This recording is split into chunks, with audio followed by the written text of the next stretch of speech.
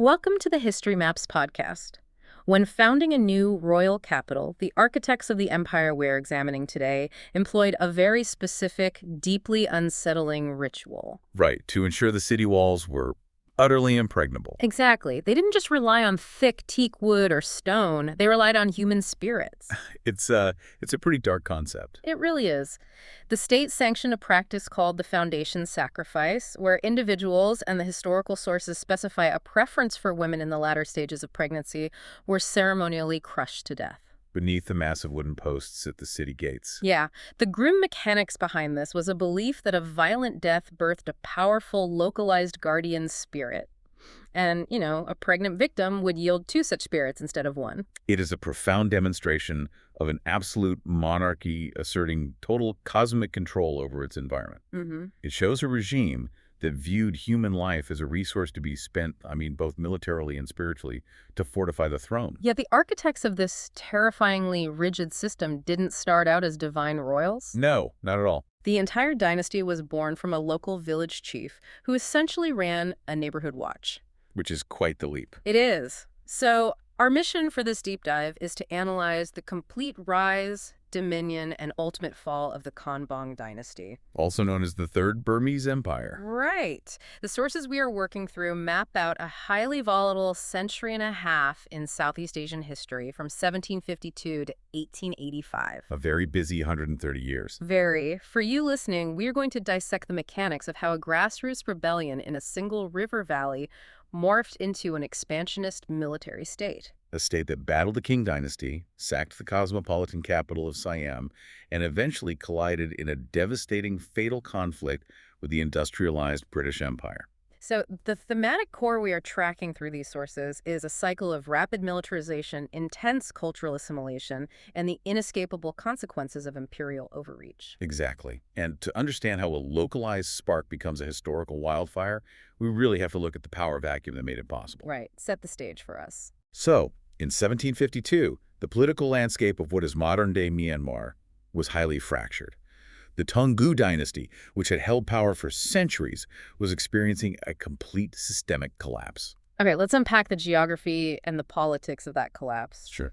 The traditional seat of power was located in the Irrawaddy River Valley, which is the massive, fertile basin that runs down the center of the country. But the authority of the central king and the capital city of Ava had basically evaporated. Yeah, you have a neighboring kingdom, Manipur, launching cavalry raids across the western border, completely devastating the agricultural base. And meanwhile, in the south, the Mon people rebel. Right. They form their own state, called the Restored Hanthawaddy Kingdom, and they secure European firearms. Which changes the game entirely. By March 1752, these southern Hanthawaddy forces march north and burn the capital of Ava to the ground. The whole region was completely exhausted by famine, constant raids, and a total lack of central protection. So the Hanthawaddy forces demanded absolute submission from all local administrators in the north. And faced with overwhelming military force, almost all of them submitted. But 60 miles northwest of the smoldering capital in the Mu River Valley,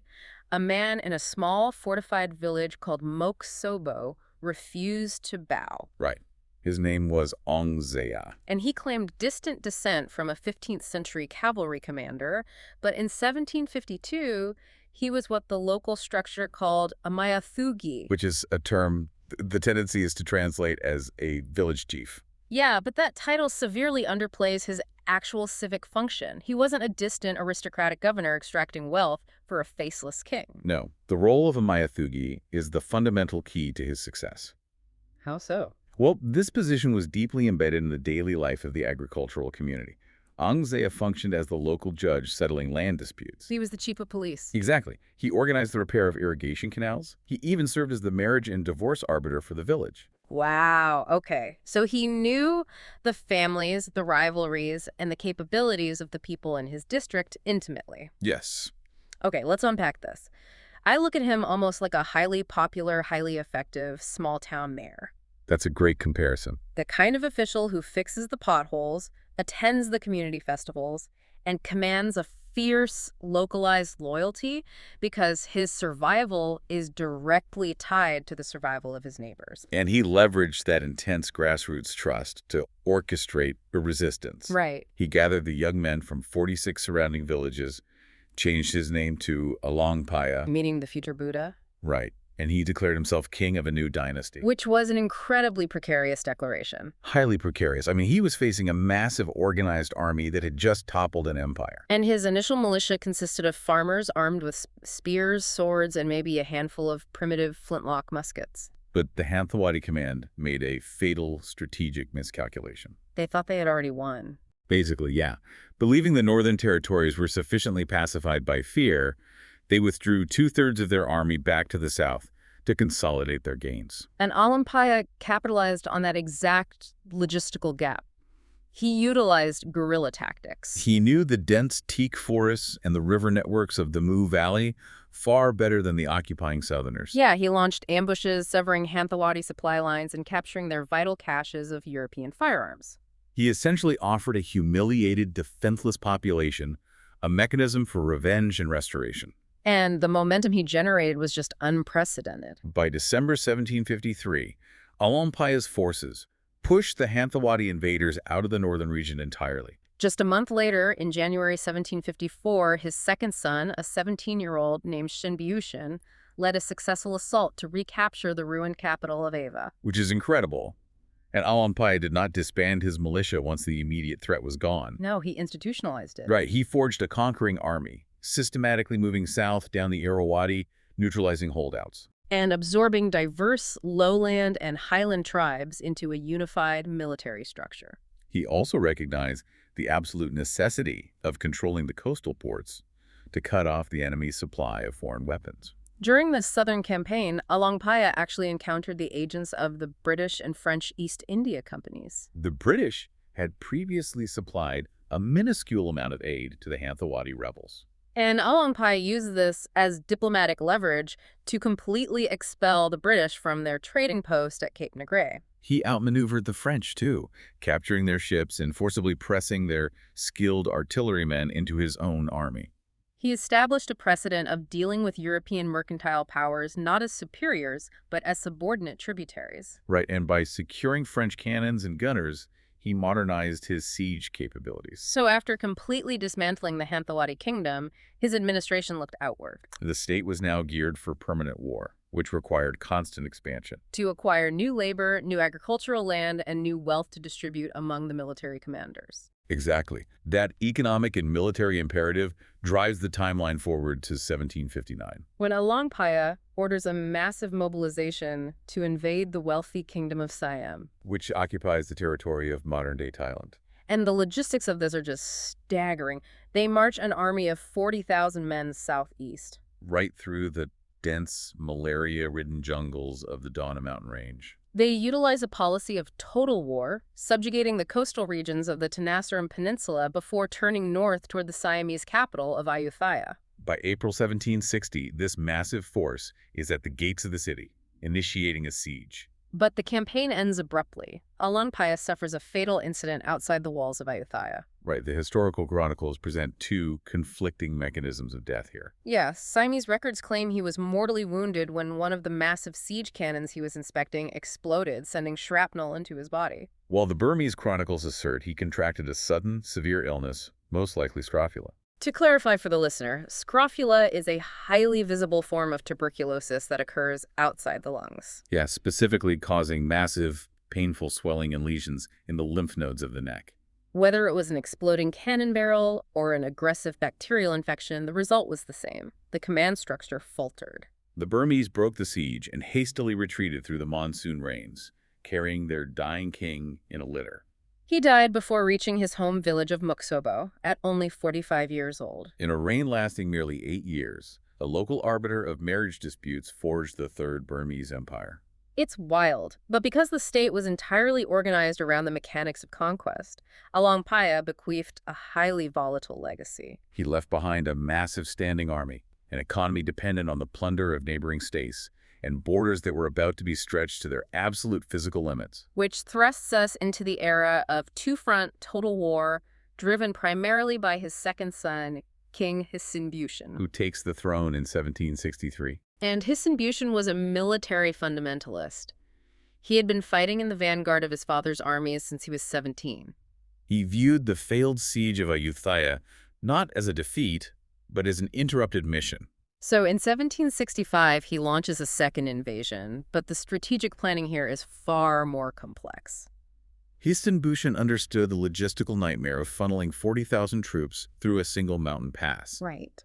So instead, he organized a massive, multi-pronged pincer movement, He dispatched a northern army of 20,000 men to sweep through the Laotian states. subjugating them to secure the northern flank and commandeer their agricultural output. Simultaneously, a southern army advanced through the Tenasserim coast. The goal was to converge on Ayutthaya. Which at the time was one of the wealthiest, most globally connected trading hubs in all of Southeast Asia. And the coordination required to move tens of thousands of men, elephants, and artillery pieces across hundreds of miles of unmapped jungle without modern communication is difficult to overstate.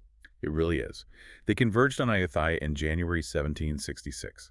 What followed was a grueling 14-month siege. The city was surrounded by water during the monsoon floods. And the Burmese literally built raised earthen forts to continue bombarding the city walls while the floodwaters raged around them. The defenders held out until starvation and disease depleted their ranks. In April 1767, the Burmese sappers tunneled under the walls, set fires to collapse the fortifications, and breached the city. The ensuing sack of Ayutthaya was cataclysmic. Yeah, the Burmese military was operating on a system where soldiers were compensated through plunder, so the city was systematically stripped. Temples were burned to melt down the gold leaf on the statues. But the most valuable resource they extracted was human capital. They forcibly relocated thousands of Siamese royal family members, artisans, metalworkers, dancers, and musicians back across the mountains to the Burmese capital of Ava. These captives and their descendants became known as the Yodia people. And this forced migration fundamentally transformed Burmese culture, infusing their court music, theater, and architecture with Siamese aesthetics. The immediate tactical victory, however, sowed the seeds of a profound, long-term strategic failure. Right, did the absolute destruction of Ayutthaya actually backfire? Essentially, yes. By completely eradicating the existing power structure, did Hisinbushin inadvertently create a vacuum for a more unified, resentful, and resurgent Siam to emerge? That's exactly what happened. He cleared the board, and he created a chaotic vacuum that was eventually filled by hardened, militaristic Siamese leaders who relocated their capital south to Thonburi and later Bangkok.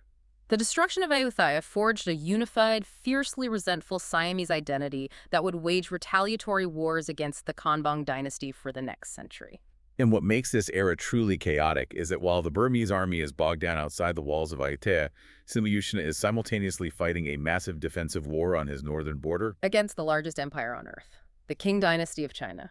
The Sino-Burmese War is a masterclass in underestimating geographical and logistical friction. The Qinong Emperor in Beijing viewed the Burmese expansion into the borderland Shan states as an intolerable threat to the security of the Chinese province of Yunnan. Initially, the Chinese utilized local border militias. But when those were easily swept aside by battle-hardened Burmese garrisons, the Qing Emperor escalated the conflict, sending in regular imperial troops. And even with the Chinese threatening the northern border, Hisinbushin is so rigidly committed to the destruction of Siam that he flatly refuses to recall his main armies from Ayutthaya. He relies on his regional border commanders to hold the line against the Qing forces. And the northern commanders managed to utilize the rugged mountainous terrain and the onset of tropical diseases to repel the initial Chinese incursions. But the conflict escalated to an existential threat in November 1767. The Qing Emperor dispatched a force of 50,000 elite Manchu bannermen. These were the highly trained, heavily armored cavalry and infantry that formed the absolute core of the Qing military machine.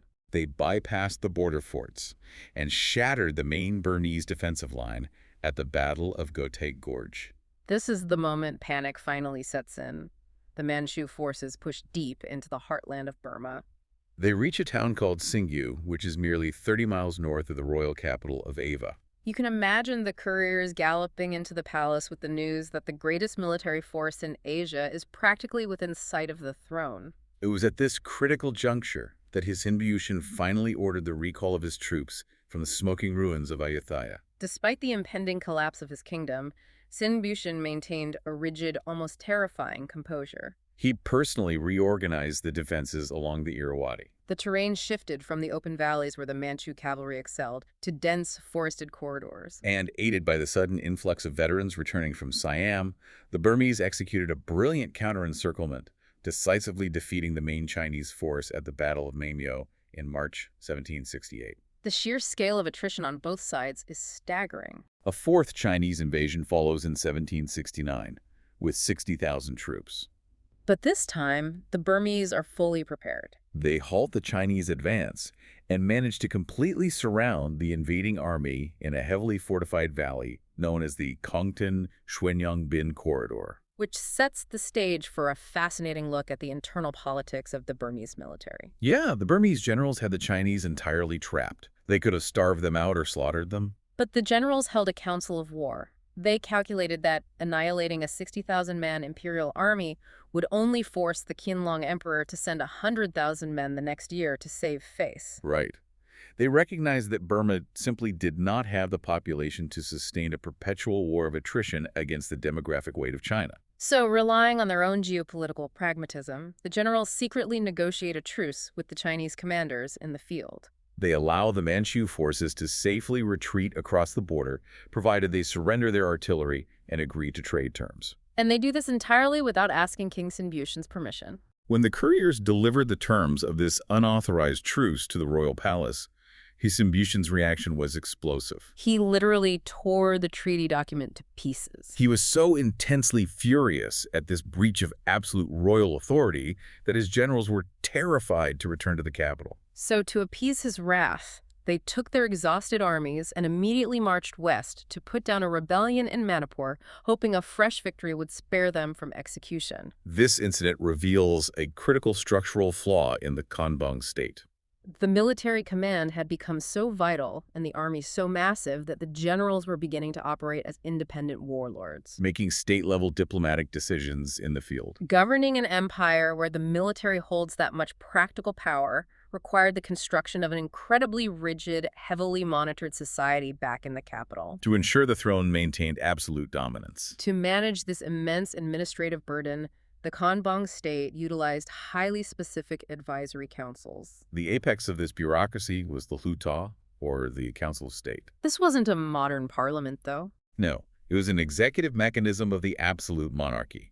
It handled legislative, judicial, and military logistics. It was administered by 4 senior ministers called Wingi, who held daily 6-hour sessions to process census data, tax yields, and military conscription quotas sent from the provinces. And operating in parallel was the Bayadik, the Privy Council. They managed the internal daily affairs of the palace and acted as the gatekeepers between the king and the Huta. But the control extended far beyond the walls of the administrative buildings.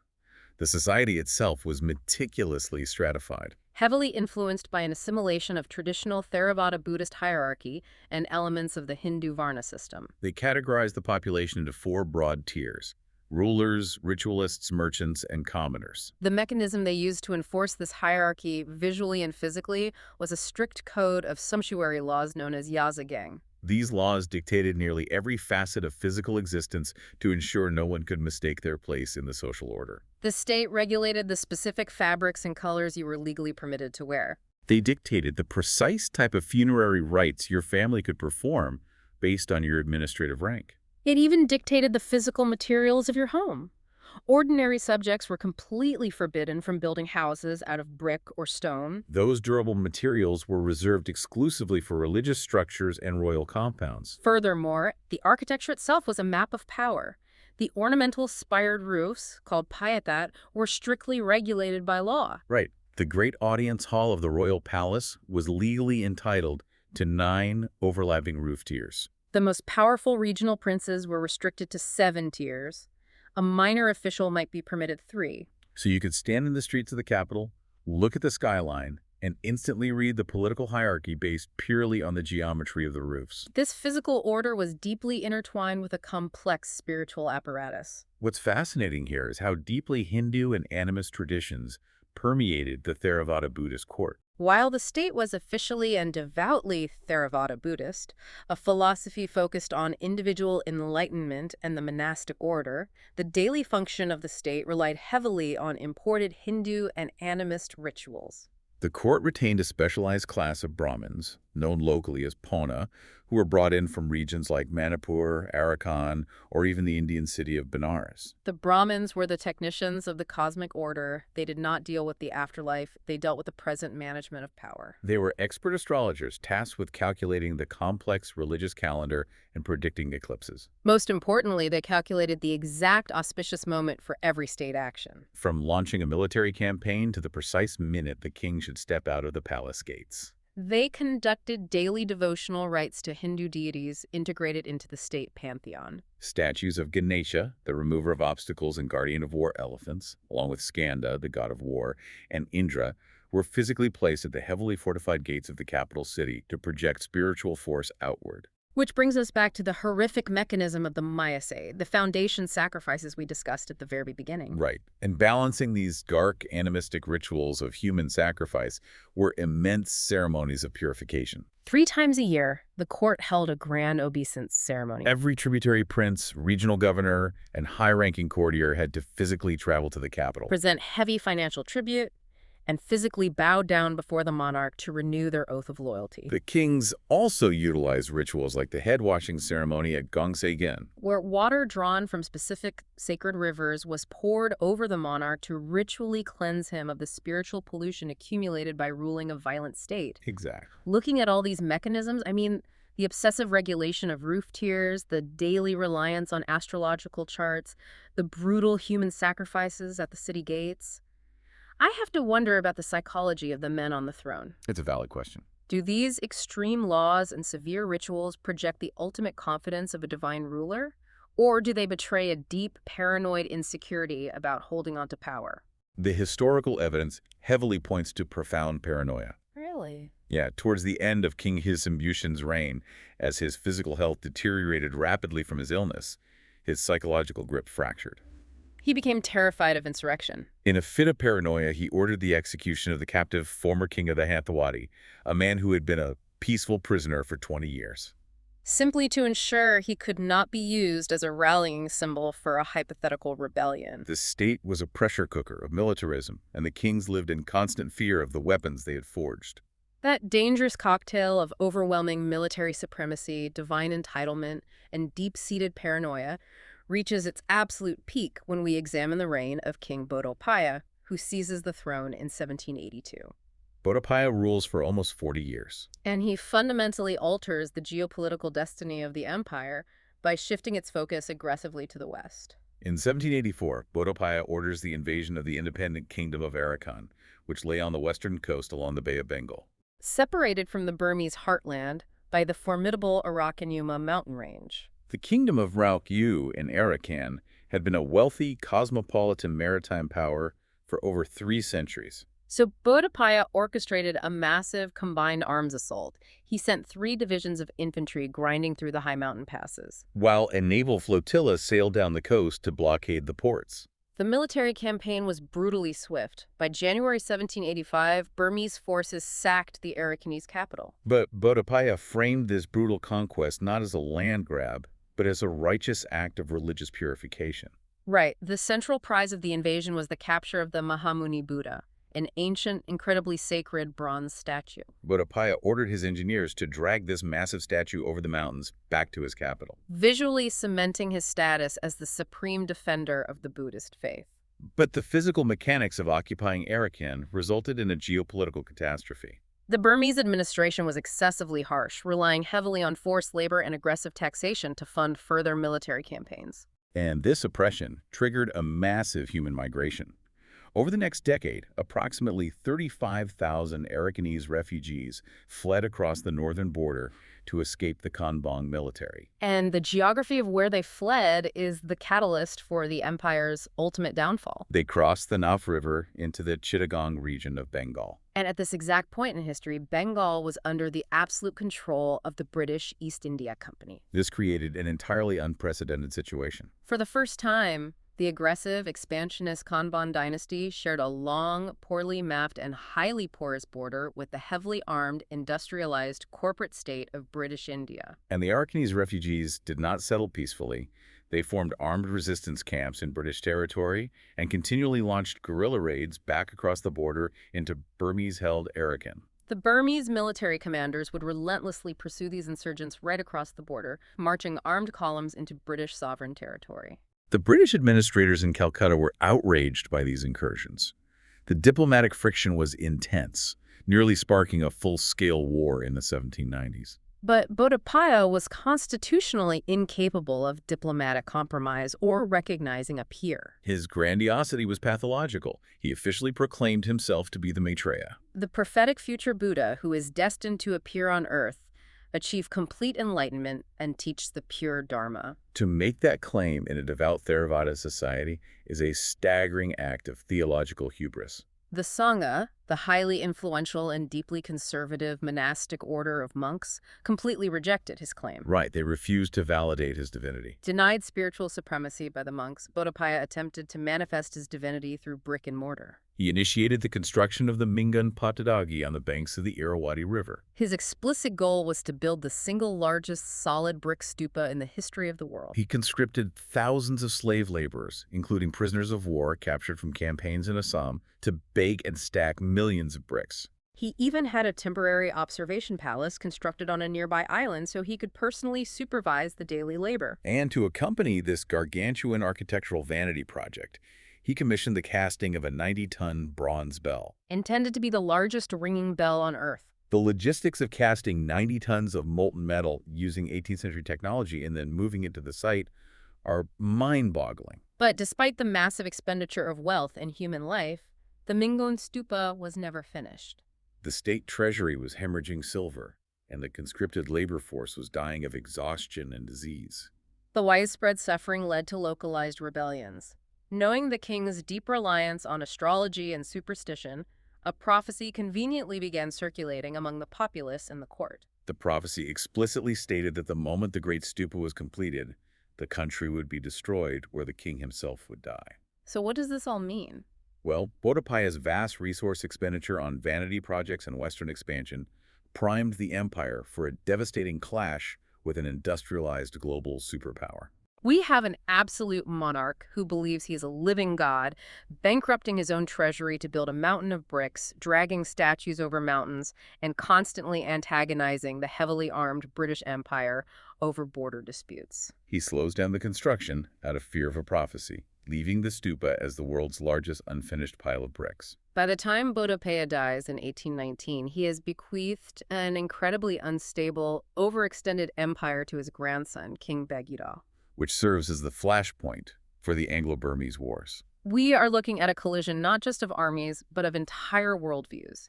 By 1822, Burmese military forces, driven by the need for plunder and slave labor, pushed deeper into the western regions of Manipur and Assam. They began probing into the independent hill states of Cachar and Jaintia, which sat right on the doorstep of British Bengal. The British in Calcutta viewed this expansion as a direct, unacceptable threat to their incredibly lucrative commercial operations in India. They unilaterally declared Cachar and Jaintia to be British protectorates and moved their own troops into the jungles. At the Burmese court, there was a powerful faction pushing for war, led by their most brilliant and aggressive commander-in-chief, General Mahabandula. Mahabandula was a veteran of brutal jungle warfare.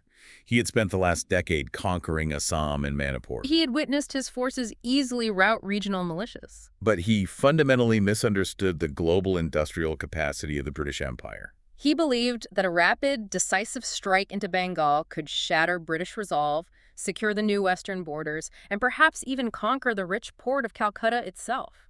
The spark ignites in September 1823, when Burmese troops clash with British sepoys over a tiny, muddy piece of land called Shelpuri Island near Chittagong. To clarify, sepoys were highly disciplined native Indian infantrymen, trained, armed, and commanded by British officers. The British East India Company viewed the skirmish as an unprovoked act of aggression. By March 1824, the First Anglo-Burmese War was officially declared. Bandula immediately launched an offensive across the border into British Bengal. In the dense, suffocating jungle terrain, the Burmese tactical doctrine was incredibly effective. They were masters of rapid fortification. They would march into an area, fell hundreds of teak trees, and construct massive, interlocking wooden stockades within hours. These stockades completely negated traditional British musket fire. In May 1824, Bandoola's forces overwhelmed and destroyed a British detachment at the Battle of Ramu. The news of the defeat at Ramu caused absolute hysteria in Calcutta. British merchants panicked, fearing Bandoola's army would march out of the jungle and sack the city. The British High Command realized that sending traditional marching columns into the malarial border jungles to fight Bandoola on his own terms was a suicide mission.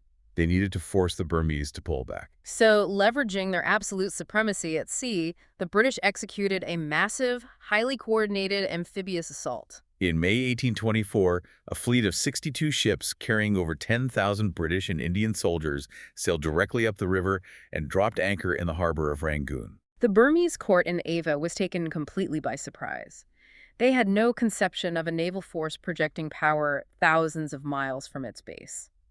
The local Burmese commander in Rangoon recognized he could not defend the city against naval artillery. He implemented a ruthless, scorched earth policy.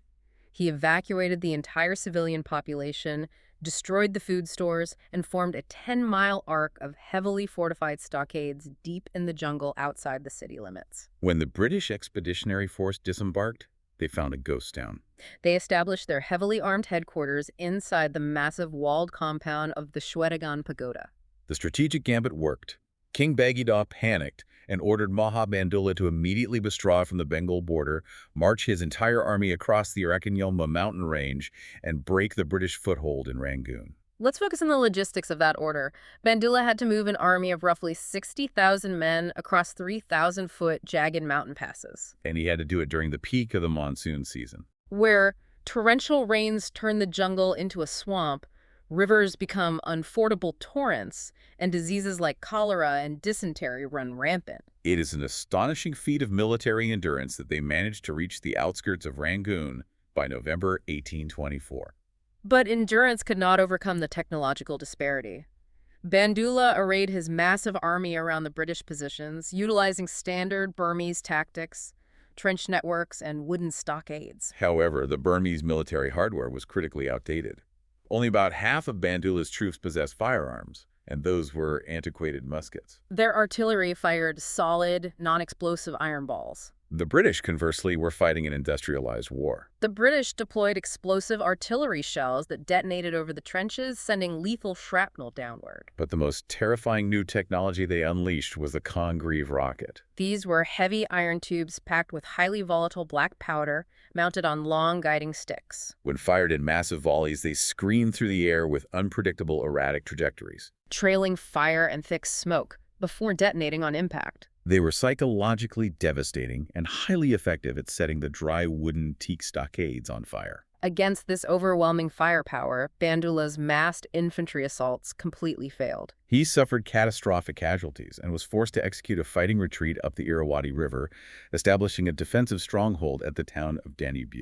The British, utilizing steam-powered riverboats, slowly advanced upriver, initiating a combined naval and land bombardment of the Danube fort in March 1825. The death of Maha Bandoola at Danube is a stark illustration of an obsolete military culture colliding with modern warfare.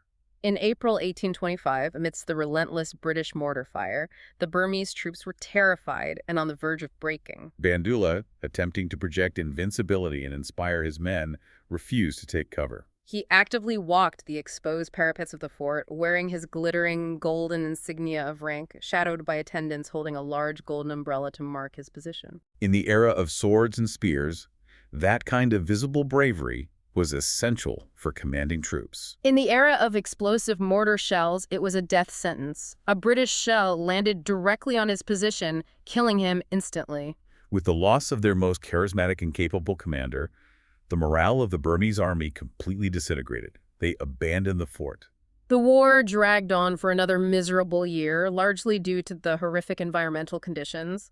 The British advance towards the capital was agonizingly slow. The real killer of this war was not the musket. Over 15,000 British and Indian soldiers died during the campaign, but nearly 70% of those casualties were entirely due to tropical diseases. Cholera, malaria, and dysentery caused by drinking contaminated water in the monsoon mud. Despite the horrific toll, the British inexorably closed in on the capital. To prevent the destruction of Ava, King Bagidagh capitulated. In February 1826, the Burmese signed the Treaty of Yandabo. Calling it a treaty is generous. It was a total economic and territorial dismantling. The Konbaung Dynasty was forced to cede the massive territories of Assam, Manipur, Arakan, and the entire Tenasserim coast to the British Empire. They had to accept a permanent British diplomatic resident in their capital to monitor their actions. And, most crippling of all, they were forced to pay a financial indemnity of £1 million. To contextualize that sum, the average monthly wage for a laborer in rural Burma at the time was roughly 1 silver kyat.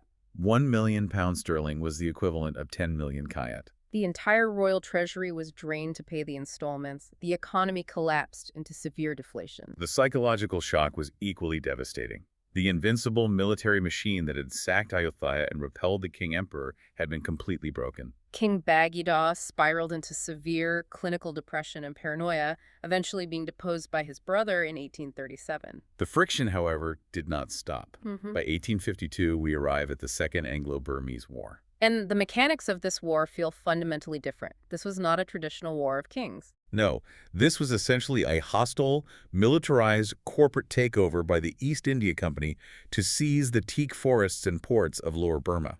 The British East India Company in Calcutta, under the aggressive leadership of Governor-General Lord Dalhousie, was looking for a pretext to absorb the rest of the lucrative Burmese coastline. They targeted the port of Rangoon. Dalhousie dispatched a naval officer, Commodore George Lambert, whom he privately and accurately described as the combustible Commodore, to investigate minor complaints from British merchant captains regarding customs fines levied by the Burmese governor of Rangoon. Lambert was not a diplomat. He was a provocateur. He sailed into Rangoon harbor, immediately bypassed all established diplomatic protocols, blockaded the port, and seized the king's personal royal ship over a disputed fine of less than 1,000 rupees. When the Burmese coastal batteries fired on his ships to prevent the theft of the royal vessel, Lambert retaliated with overwhelming naval bombardment. The British government in Calcutta then issued an utterly extortionate ultimatum, demanding a massive compensation of £100,000 for the quote-unquote insult to their flag. When the Burmese court inevitably failed to pay immediately, the British launched a full-scale invasion. They rapidly captured the key coastal cities of Martaban, Rangoon, and Bassein. And here's the ultimate proof of their corporate intent. They did not even bother to negotiate a peace treaty. In January 1853, the British East India Company unilaterally issued a proclamation annexing the entire province of Pegu, which encompassed the fertile, rice-producing Irrawaddy Delta and the massively valuable coastal teak forests. With a stroke of a pen, they completely severed the Konbaung Dynasty from the sea. The Burmese Empire was now a landlocked, economically strangled rump state. The catastrophe of this unprovoked land grab triggered a palace revolution in the capital.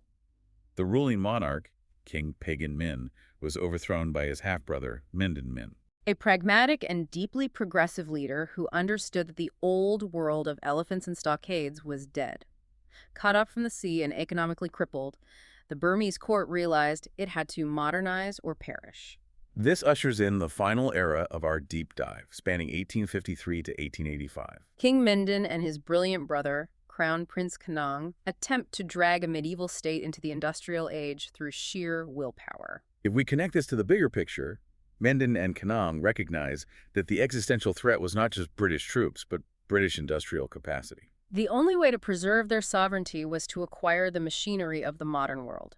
They initiated an aggressive, state-sponsored modernization program. Crown Prince Konbaung dispatched dozens of young Burmese scholars to study engineering, weapon manufacturing, chemistry in France, Italy, the United States, and Great Britain. These scholars returned and helped construct massive state-owned industrial factories in the newly built royal capital of Mandalay. They built foundries to cast modern rifled artillery, factories to manufacture percussion cap rifles, and modern coin minting facilities. Konbaung was so deeply invested in the mechanics of survival that historical accounts describe him walking the factory floors at dawn on cold winter mornings, wrapped in a blanket, personally supervising the machinists. Mindon modernized the administration, replacing the old system of feudal plunder with a standardized system of salaries for royal officials to reduce corruption. He established a telegraph network to speed up military communication. He even enacted one of the first press freedom laws in Southeast Asian history, allowing for the publication of independent newspapers. He also recognized the need for immense cultural prestige to legitimize his state on the world stage. Mindon convened the massive Fifth Buddhist Council in Mandalay, inviting thousands of monks to purify the scriptures. He commissioned the Kuthada Pagoda, where he had the entire Buddhist Pali Canon intricately carved into 729 massive marble slabs, essentially creating the world's largest stone book.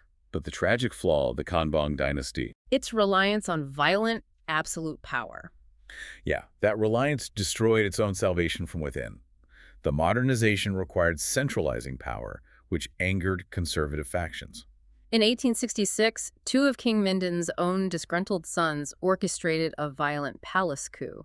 They burst into the council chambers with armed retainers. They failed to assassinate King Mindon, who narrowly escaped, but they successfully murdered Crown Prince Konbaung. The assassination of Konbaung was a fatal blow to the empire. He was the vital engine behind the industrialization effort. Without his technical expertise and driving force, the factory production stalled and the military modernization program effectively died. Mindon was so traumatized by the betrayal of his own sons that he adamantly refused to officially name a new heir apparent, terrified it would spark another bloody civil war. Consequently, when King Mindon lay dying of natural causes in 1878, the palace was thrown into absolute chaos. A powerful, ruthless faction within the court, orchestrated by Queen Hisenbumashin and her ambitious daughter, Princess Sipalat, manipulated the succession. They bypassed older, more capable princes and placed a junior, inexperienced prince named Thibaw on the throne.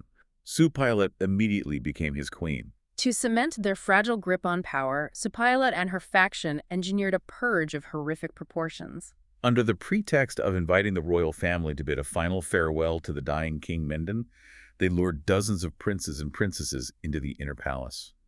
Once inside the compound walls, heavily armed executioners were unleashed.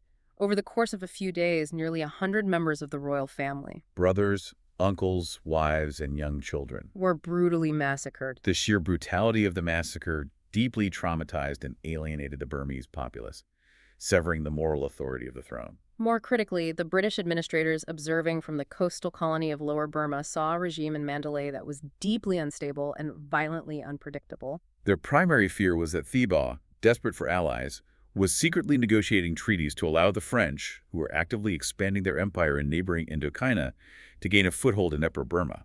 The British decided it was time to finalize the conquest, but they needed a legal pretext to invade an independent nation. In 1885, they found it in a corporate dispute. The Burmese royal court discovered that the Bombay-Burma Trading Corporation, a massive British timber firm operating in the royal teak forests, was aggressively underreporting its harvest to evade taxes and illegally withholding wages from its Burmese loggers. The court levied a heavy financial fine against the corporation. And the British government immediately intervened on behalf of the corporation. They demanded that Thibaw submit the dispute to a British arbitrator. When Thibaw naturally refused to surrender his legal sovereignty over a corporate tax issue, the British issued a deliberate, impossible ultimatum. They demanded Thibaw accept a permanent British resident with direct access to the king, indefinitely suspend all legal action against the timber company, and totally surrender control of all Burmese foreign relations to the British Empire. It was a demand for total subjugation. Complying would reduce Burma to a colonial puppet state. Thibaw formally rejected the ultimatum. On November 7th, 1885, the Third Anglo-Burmese War commenced. General Harry Prendergast commanded a highly mechanized British flotilla carrying over 11,000 troops, rapidly steaming up the Irrawaddy River straight for Mandalay. The campaign was staggeringly brief, lasting barely 3 weeks. The Burmese river forts were outgunned, and the speed of the steamships completely bypassed their defensive strategies. But the rapid collapse was heavily influenced by a deeply controversial decision made by the Burmese High Command. The Burmese defense minister, U Kum, recognized the futility of fighting an industrialized empire. He, along with many court officials, was completely disillusioned by the cruelty of Thibaw and Supailat's reign. Yukon believed that if they offered no resistance, the British would simply depose Theobald and install a more moderate, exiled Burmese prince as a friendly figurehead king, preserving the monarchy. Yukon explicitly ordered the heavily armed Burmese garrisons along the river not to fire on the advancing British ships. The British actively weaponized this hope. They spread deliberate propaganda through their agents that they were not invading to annex the country, but merely to replace a tyrant with Prince Nyong'an, a popular royal who had been living in exile in British India. The profound irony and the ultimate deception was that Prince Nyong'an had already died of illness in India several months prior. The British command deliberately suppressed this information, perhaps even utilizing an impersonator on one of their ships to ensure the Burmese armies would stand down. The deception was flawlessly executed. The formidable river forts surrendered without firing a shot. On November 28, 1885, General Prendergast marched his troops directly into the royal palace of Mandalay. King Thibaw and Queen Supilot formally surrendered. The visual of their departure is the ultimate tragic irony of the empire. The monarchs of a dynasty that had commanded armies of 60,000 men and built the largest structures on Earth were quietly loaded onto a simple, wooden, ox-drawn bullock cart and driven through the dusty streets to a waiting steamship, permanently exiled to a remote coastal town in India. The British immediately looted the royal palace, confiscating thousands of modern rifles, massive stockpiles of ammunition, and carting away the immensely valuable royal treasury, selling off the crown jewels at massive profit. On January 1st, 1886, the British formally announced the absolute annexation of Upper Burma as a New Year's gift to Queen Victoria. The Konbaung Dynasty was erased from the map. But the stroke of a pen in London did not end the bloodshed in the jungles. When the tens of thousands of Burmese soldiers who had followed orders and laid down their weapons realized they had been lied to, That there was no new Burmese king and their nation was now a colony. they were enraged. They retrieved their hidden weapons, vanished into the dense forests, and launched a decentralized, vicious guerrilla war against the British occupation forces. The British found themselves trapped in a brutal counterinsurgency nightmare. It required tens of thousands of reinforcements from India and over a decade of burning villages, executing suspected sympathizers, and grueling jungle patrols to finally pacify the countryside. The formal dynasty ended in weeks, but the violent resistance of the populace lasted for years. The Konbaung Dynasty existed for exactly 133 years. It began with a village chief armed with a musket in 1752 and ended with a king on a bullock cart in 1885. As we conclude this deep dive, it is crucial to examine the lasting scar this empire left on the landscape. They ultimately fell to the unstoppable machinery of global industrial colonialism. But their century of relentless, aggressive military campaigns forcibly dragged diverse, independent regions Arakan, the Shan Plateaus, the Mon South, the Tenasserim Coast. into a single, centralized orbit. By expanding out to the borders of British India and Siam, the Konbaung kings inadvertently drew the violent, complex map of the modern nation of Myanmar. Furthermore, they birthed a deeply entrenched military aristocratic legacy. The belief that a highly militarized, centralized authority is the only mechanism capable of forcibly binding together diverse, fractured ethnic regions is a political dynamic that continues to cast a long, dark shadow over the region's politics today. It proves that history is rarely built to code. You do not always need a royal blueprint to build an empire. Sometimes, all it takes is a spark of localized defiance. And that spark can create a wildfire that consumes neighbors, defies emperors, and ultimately burns itself out against the cold steel of the modern world. A volatile, tragic, and deeply illustrative chapter of human history. Thank you for listening. History Maps. Learn history visually.